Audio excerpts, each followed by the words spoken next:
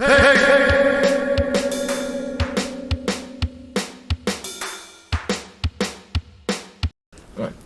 Hello and welcome to The Cleanup Job. I'm Joe. I'm Larissa. I'm Becky. Today we're going to be talking about money. And jobs. And jobs? Yeah. Oh, okay, I should have read the script. Grown up shit. Why are we doing it? Because obviously as a 20-year-old, 21-year-old, money is incredibly important. I actually don't have very much of it. So sort of talking about getting jobs and keeping jobs, very important, isn't it? Yeah. So should we break the ice with do you have any embarrassing job stories you'd like to share with the group? I'm thrown off now. Do you have any, Larissa? I've just said loads, haven't I? No, but one of my jobs. Okay, no, right, let's into that bit. One of my jobs, a boy's first shift, he put washing up liquid, very liquid, in the dishwasher, foam everywhere. I went in, the kitchen was just full of foam. It was quite a big kitchen as well, actually. It's quite impressive that he managed to fill it all without telling anybody. I didn't go in the kitchen because I heard him shouting, and he was just trying to sweep up all this foam, bless him. Did he get away with it? Absolutely not. Then I obviously started wetting myself. Yeah. So then everyone comes in. It's this massive beer festival, the busiest day of the year for this tiny pub, and it was so funny. That was so funny. My one happened recently. So I've been working this job for 3 years, and nobody thought to tell me that they could see my calendar. So I use it for loads of different things because I've got multiple part-time jobs, and then I've got uni assignments and stuff as well. So if I don't schedule my day to the T, I feel like everything's going to fall apart. That's just a fun thing I have in my brain. Yeah. So I was using it literally for I would assign time to give my loved ones, if they needed some extra support or something, and then I would also to the point where I scheduled in time for me to do a new moon manifestation ritual. Please explain what is a new moon? What the fuck is a new moon ritual? It's where you use the energy of the new moon, right? You light a candle, you make a list of things you want to achieve in the next month, and then you just visualize it coming to you. It's not as bad as it sounds. It sounds like it's exactly as bad as it sounds. I became very aware of how it sounded when my manager looked over her laptop to me one day and was like, "Oh God, you use your calendar for everything, don't you?" And obviously that sent me down a spiral because I've used it for the most personal stuff over the last 3 years, and I was like, how long have people been stalking me like this? How well do they know me? Because I don't like to give much away. Oh, I'd be getting bored at work and looking at your calendar. I'd be seeing what you were doing. When's the new moon this month? They're talking about me in the kitchen. Yeah. I'm so aware of it every time I go in now. Yeah. I've got. I still work. I work at a cafe, and you used to be allowed to take if it was summer, you'd be able to take a can of pop or something from the side, like can of Coke or whatever. And I remember once I used to work there with my two really good friends, and my manager, who was a good friend of mine, called me into his office, and he showed me the stock take. And me and my friends had drunk £1,000 worth of Coke and lemonade and Sprite in the last month, just because it was the middle of summer. I was working in the kitchen, sweating my tits off. In a month, we drank a grand's worth of £2 Pepsi and shit. That was good. That was funny. How many friends? Well, I mean, the staff in total. There were about, I don't know, there'd be 8 people working a shift, and everyone would have one, but we were allowed to take them, but we would take the piss. Yeah. It was a lot of stuff. So, I apologise to the National Trust, because I've fucking robbed you. But it's not just us who have embarrassing stories about work. No. We asked our readers from Messy to send us in some content for us to farm, effectively. So do you have an embarrassing story that's been sent in? This one... My mouth was agape. Yeah. My jaw was on the floor. Okay. It just keeps getting worse as well. Hey Messy, before the pandemic I worked in an office in the countryside where it was just me and my boss. One day at work I shat myself by mistake. Right. Okay, rather than shitting yourself on purpose. Yeah. I was in the office on my own. I genuinely can't even remember if I was unwell. I think I was just drinking too much beer at the time. I trusted a fart and I shouldn't have. Dangerous. It That's really a dangerous let me thing. down. I've never done that. I've never followed through. But when you trust a fart on a hangover, you never trust a fart. It's the full stop, and then it really let me down. It really let me down. If there's a bit personal, if anything. I went to the toilet and sorted myself out. I called my boss and I had to tell him what I was working with. I said, No, look, I've shot you lie. myself. You lie. You say you're vomiting. You're throwing up. What the fuck? Not this person. They said, he said, oh right, maybe you should take the rest of the day off. I didn't have anywhere to put my pants and I didn't want to drive home with them. So I took a shovel. What the fuck? I took a shovel from the shed round the back, I dug a hole and buried them. They could still be there today. That'd be one hell of a tree. Surely someone's digging that You up. need help. Yeah. What Whoever the said that fuck? I can see you're in a panic. I can understand the panic. I've never been in a panic myself, but I can honestly say that's the wrong choice that you made. Plastic bag. A plastic bag. plastic bag. A plastic bag. Get the bin bag out of the bin. Take the bin home, surely. I wouldn't even think to bury them, like that wouldn't cross my mind. That wouldn't cross, unless there's a shovel right in front of me. No, even if there's shitty pants in one, I'm with a shovel in this hand. No part of me's going, I'm going to do some bury farming. them. Like, what the fuck? I guess the one saving grace is that there's no co-workers. Yeah. What do you mean there's no... Your boss has told everyone. Your boss... I think it's weird. It's weird because your boss now knows that you've shit yourself. That's a very The boss is going to find those pants, surely, at one point. Yeah. No, if I'm burying those pants, they are 6 feet under. Yeah, no one is ever going... That's not a surface level job. It's not surface level. I'm burying them. Yeah. They're going to come up in a police investigation. Right, okay. So I've got one. Okay. I quite like this one. It's short and sweet. So, hey Messi, I once reversed into my boss's car. It was caught on CCTV. Oh God. That's rough. I wish there was more context. Like, would they have gone in and tried to lie? Like, oh, I see what happened. deny. Or like, how much did they hit the car? What point was it? If it's a boss, like... Imagine they went in, they were like, oh mate, I'm so sorry, I think I've just seen someone hit your car. And then they roll the tapes. Roll the tape. Well, I And actually it's had a them. friend who did this. We had... The place I worked was right next to our school. When you say friend... It wasn't me. Okay. It wasn't me. I don't believe that Everyone would get their driving lessons out of the school, and we had this boss. He had a 5-year-old son and like a 5-year-old car, and he loved the car to bits. Like, car was his lock screen, car was his like What kind of Instagram car? profile. I can't even remember. It was not a nice car. It was not a nice enough. It was a Golf. I can't remember it. Not a nice enough car for me to remember it. And everyone would have their driving lessons outside of the place where we worked, and she was reversing once, like practicing her reverse, and she like... Oh no. And we went into work the next day, and he was fuming. He was like, one of those fucking... Can we swear on this? Yes. One of those fucking kids is fucking reversing to my car. They fucking done it. I'm going to send a letter to the school. I'm going to tell them they can't park in our car park anymore. And we were like, God, that's just awful. I can't believe they did that. And this boy, like, mind you, his kid then, like, broke his arm the next week. Not annoyed at all. It was just so funny. Like, he just loved the car so much. Kid was not in his mind. He was like, oh yeah, George has broken his arm. That was it. But he took the car away, and But the car was a very serious matter that was complained about for about a month. Maybe he used up all of his passion in that one. The car, I think the car came first a lot of times. What one have you got there? Oh yeah, this is from another messy reader. My friend worked a cash in hand job during their time at uni. It was a catering company, so they would go out and work a random wedding or event and get paid later. My friend soon realised that the manager had a kink for sending money. He got pleasure out of it. After sending over however much they were owed, he said, "Can I spoil you more?" And the money would just keep coming in instalments. Eventually, I think this led him to bankruptcy because for the last job, my friend never got paid.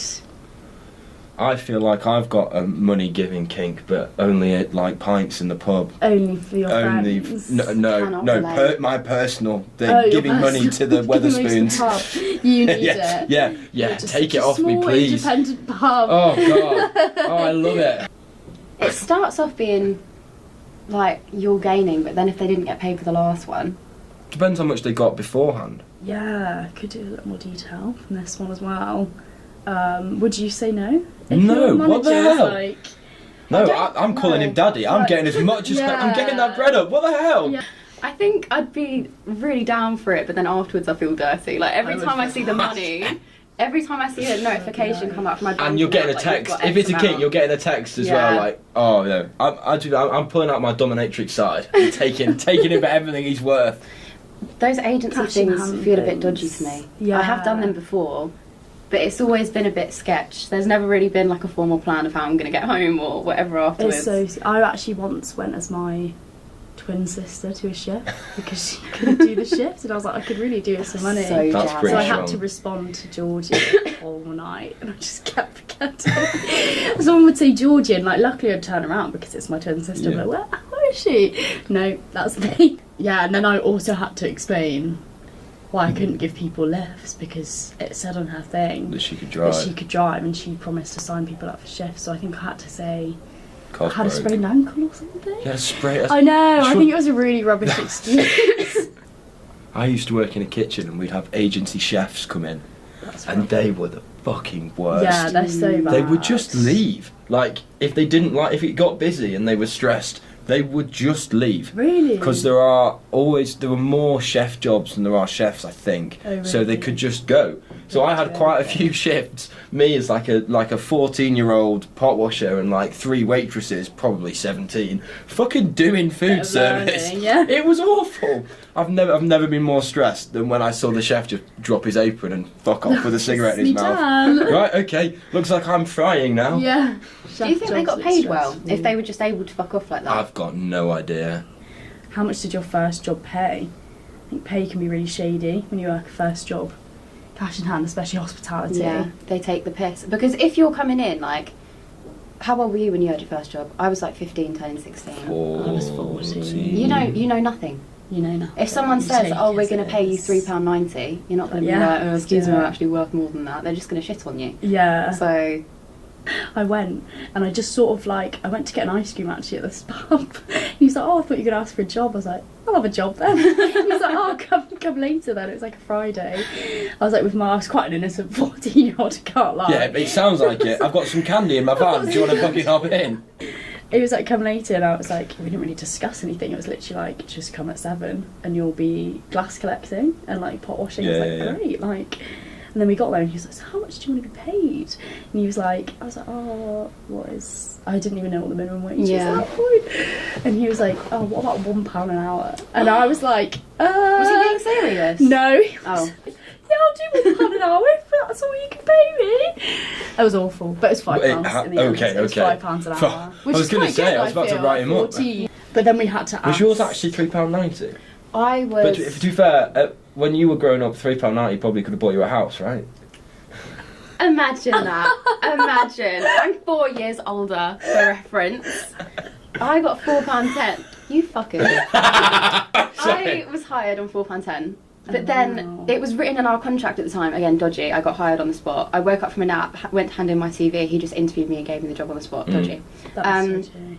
I got hired and it was written in our contract that we weren't allowed to talk about how much we got paid. Oh yeah, Isn't you that never want to do illegal? that. Yeah, But you never obviously, do that. I was just a baby. I didn't read the Sorry, contract. babby. I was a babby. So we were on babies. shift talking about it anyway because it was like all of the girls were young. Most of us went to the same college. And this girl who had been there for literally a year, she was older than me, got really like annoyed because we were like, oh yeah, we're all on £4.10, £5.10, something like that. And she kicked off because she had been on £3.90 this whole time. Oh my god. Bear in mind, she had to get a taxi to work, so sometimes she'd come into work and make a loss. Yeah. Question is why, but there we are. Yeah. £3.90 is shocking. £3.90 is awful, but that you should never work a job that says you can't talk about your No, money, right? isn't that If illegal? you I get don't hired on the actually know. spot, just take that as a red flag in itself. Yeah. It's hit You and did miss. have to ask. I did have to ask for a rise. Did you? And to ask that's to be brave. paid minimum wage when I hit 16, Yeah. which was, I think that was only like £6 something back then. Back in the good old Back days. in there. Back in there. I was really lucky that when I turned 16, I got my current job, and they have a policy where they pay everyone the same. So I was earning a tenner an hour Oh my because God, on that that's I was 16. I was earning insane. £9.60 because that was the minimum wage at the time. For like I can't remember what the payment band was, but it was like I was earning the same as the 21-year-olds. Fucking hell! That's ridiculous. So I've been getting Sustaining steady for- pay rises throughout my whole thing, just in line with how much the minimum wage has gone up. So I was That's like, ridiculous. I was Earning quite a lot. As a child, I was well off. I remember earning like £10 an hour for the first time, and I was like, "This is Yeah. insane. This is great." But what do you actually have to do with the money that you earn? That's the real question, isn't it? And unfortunately, as you might have worked out, we're not experts in this in any way. So we did actually contact a financial advisor to talk through some dilemmas that you have had as readers of Messi. Disclaimer, we're not actually allowed to call it advice. It's very generic. It's more guidance. Guidance. Because this guy, he works for an organisation, and on behalf of the company, he can't give us just like free. But it's Messi guidance. readers, Sorry. yeah, he wants to educate Messi readers with their dilemmas. This person is a financial advisor and a former bank manager from a company called Simply Academy. He isn't permitted to give advice, but he can educate and provide guidance. This is an interview that we did with Dave Beever. Do you want to read out the questions? Everyone who's submitting questions is in their early to mid 20s, so 20 to 25. This one says, everyone my age is going travelling or buying a house. I have a fair amount saved, but no idea what to do with it. Do I split it, grow it? What do I do? If you've got money saved, the first thing is congratulations, because most people don't have money saved when they're young. So the main answer is, what do you want to do with it? So you need an objective. I always think it's a good idea to have money short term, medium term, and long term. So how do you make sure you've got enough money for today, making sure that if something happens, you can draw on it, if it's an unexpected expense. Then you think medium term, well, maybe I want to save for a car, or it could be a holiday. I mean, you think the boring stuff, long term, it's actually the long term stuff that you'll get around to, like whether it be buying a house or expensive children, and saying, if I've got, I don't know, £1,000, how much am I going to keep short term? Could be £100 or £300. How much medium term? Probably about the same again, so about a third again. And then longer term, putting some money away where you don't really want to touch it. So depending where you put it, some is tied up for 6 months, some could be tied up for 30, 40 years. But obviously if it's tied up, you can't get it. So what you don't want to do is put too much long term. So it's short, medium, long term, quite simple. There's a lot of good websites now where you can go and you can put your information in, and it'll give you options of things. You could do that, but I'd always recommend getting independent financial and legal advice with anything. The main reason being is if you put something on a website, how do you know you're going to get out what you want? Because if you put money into a savings account, the biggest problem you have is inflation. So if, let's say, for inflation's about 5% and you're only getting 4% on a savings account, in real terms, your money's going down in the next year. The best ways to beat inflation is to invest probably medium to long term. So short term, you won't beat inflation, like savings accounts, instant access, current account, things like that. Medium term, you're looking at things that could be what's called equity based. So this will be based in the stock market where things go up and down. We usually recommend 5 years for things like that. And then longer term, 5 years plus, heading towards retirement, which sounds very daunting when you're only 20. You think, I'm only 20, why do I want to invest for retirement? Well, in my head, I still feel like I'm 20. The next question is, Dave, how does investment actually work? And how does one get into low-risk investments? Yeah, sure. When we say investment, you're actually investing when you're keeping money in a check account. And the reason being is you're not spending it. Now, low-risk investment, the first thing is anything that's in a UK bank, a building society, they're protected with a financial services compensation scheme, which means if a bank fails, so there's a problem with the bank, then the government will bail it out or bail you out for up to £85,000, which is obviously quite a lot of money. So that would be a UK bank, building society. I've mentioned about inflation to you already and the concerns with regard to that. There's an old phrase that we use in the industry called it's about being time in the market. So how long you've actually got your investment in there. And the phrase is usually best to invest yesterday. So putting your money in rather than trying to time the market. So, I'm going to invest today because if this happens, I might make some money. So it's all about putting the money in, leaving the money in. And you can do that in different ways. You could invest in something simple. So that could be like a bank account, building society account. Then you get more complicated where you invest in things called collectives.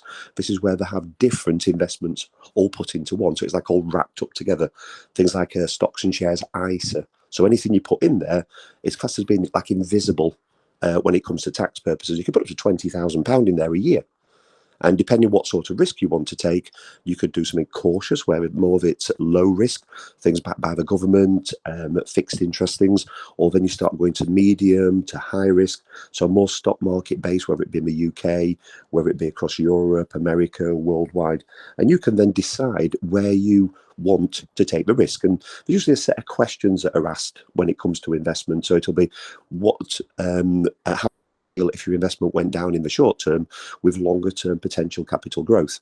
So the questions will decide on your risk profile. So the answers will decide on your risk profile, and then from that, the computer system, the advisor would say this is probably the better one for you. So if you're low risk, you're looking for things like cautious.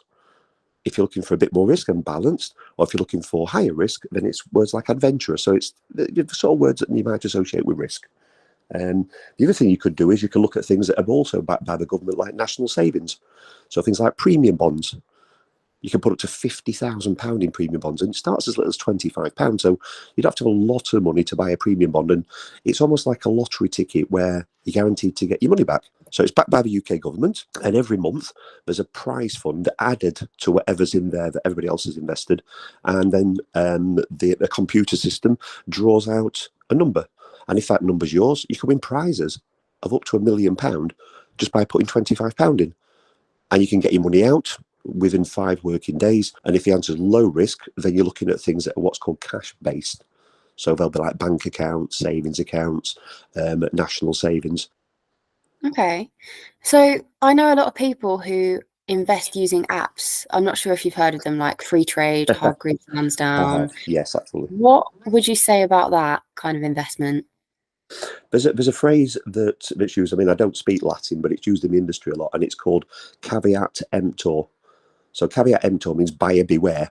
And one of the biggest problems we have, everybody sees on social platforms about, hey guys, I've made this money, I've put this in, and this is what I got. So you'll always see the good stories, you'll always see the big percentage gains, and that then draws people into something, to try and make a quick buck, as you could say. In reality, I always think there's a reason why these things are being advertised and who's making the money. Is it like a paid financial promotion? Are they qualified in what they're talking about? And I'm not going to mention any specific companies, obviously, but with an app, you log into it, put your identification in, you deposit your money, but you've very rarely got any advice on the back of that. It's more a case of what do you want to do rather than them saying to you, this is what you should do. So I always think it's a good idea to do research first on what you wanted to achieve. And it could also be a good idea to play like a shadow account. So the next question is, when it comes to seeking financial advice, where do you find it? Like, what are the green flags for a financial advisor? There's a really good website that, I think everybody should be given when, again, they leave school, and it's called Money Helper. So the Money Helper websites had different versions over the last decade or so, but the principle with Money Helper is it has all the basics of money, but then it has all the complicated things of money. So it could be basics of like a bank account, how an overdraft works, like credit cards, and then it goes up to loans, and it goes up to mortgages, and also what to do if you're struggling financially. So if you're in debt, if you can't pay it back. The same with protection policies. So income protection, if you can't work, how is your income covered? Money Helper for me is independent. There's sections where you can actually go in and it's got money guidance. It's also got advice on debt. And there's a section in there as well, find a financial advisor.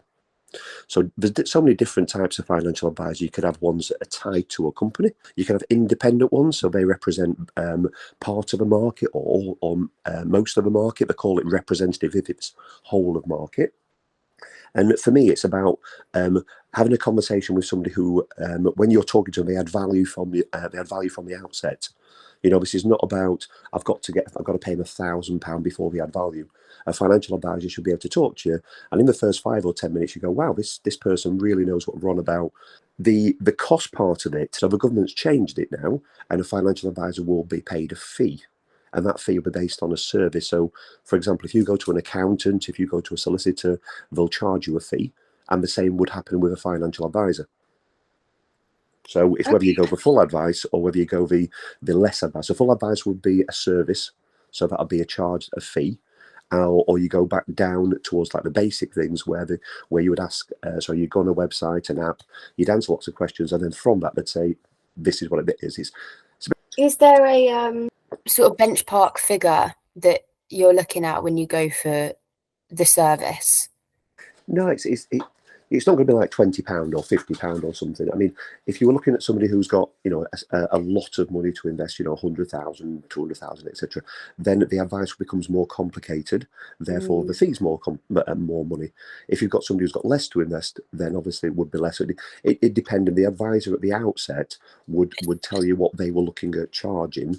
You know, it wouldn't be a case of that you'd speak to them and then they go, right, put your 5,000 in, I'm going to take 1,000 of it. But the industry is so regulated to protect the consumer that sort of thing can't happen, which is brilliant, I think.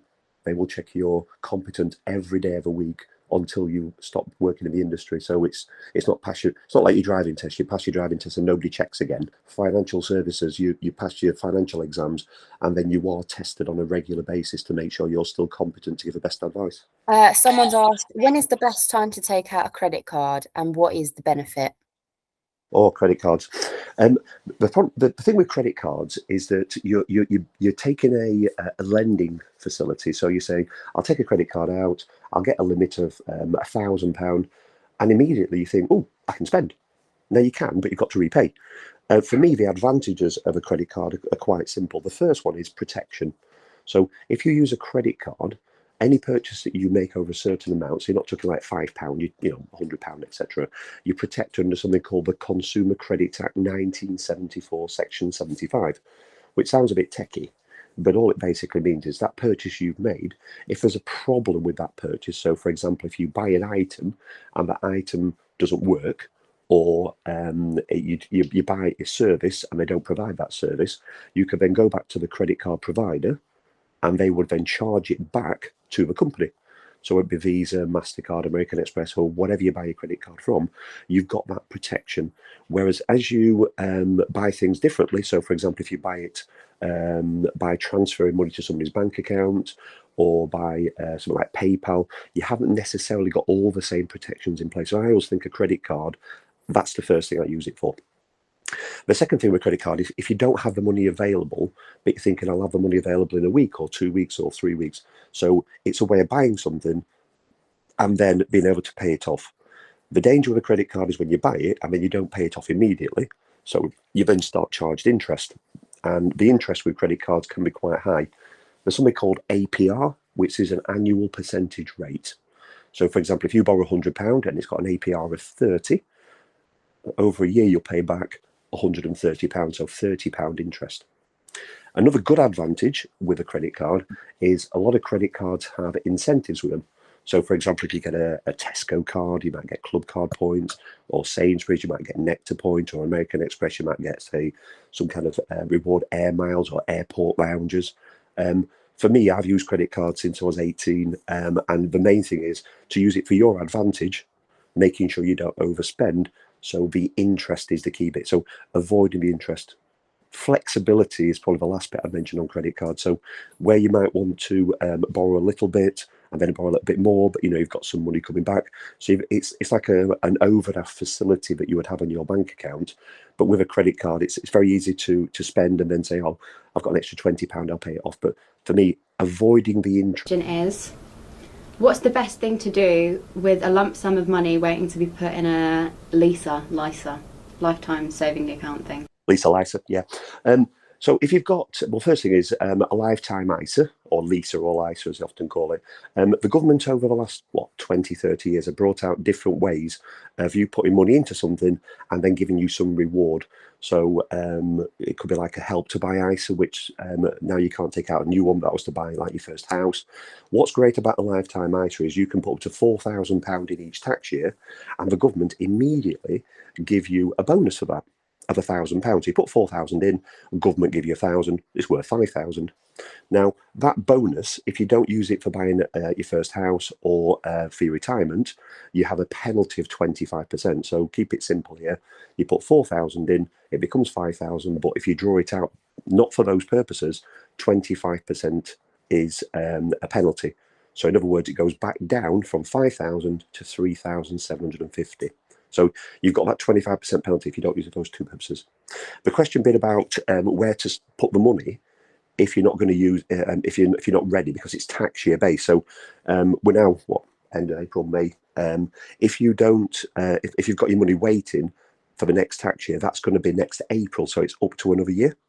And the premium bonds that I mentioned to you is an option that you could do. So you can put your money, if you've got 4,000 or 1,000, whatever you've got, you could put that into premium bonds, and then you could wait for next March. And then at the end of next March, you could ask for it to be withdrawn. It takes usually 100 days to get back to you. And then at the new tax year, at 6th of April, you could then invest the money. The other thing you could do is you can put it in a term deposit. So a term deposit is where you put your money in a bank, building society account, so we're online even. So there's no risk to your capital. Again, it's backed by the Financial Services Compensation Scheme, up to £85,000, which obviously you'd have a lot less than that. And then that money would then mature in a year's time. The other thing you could do is put it into a cash ISA. So a cash ISA is similar to a regular savings account, but it's there's no tax to pay. So yeah, and if you know this podcast hasn't solved all of your financial woes, like I'm sure it has all of us, it fucking hasn't. You can also go on the Money Saving Expert website or the Money Helper website for useful financial advice. Yeah. Alternatively, go to Messy Magazine website to find out more. Don't do that. Or Uber Eats are great for really giving you money. I've heard they're quite good at it. Yeah. So yeah, thank you very much for listening. Thanks for listening. Cheers. Bye. Bye.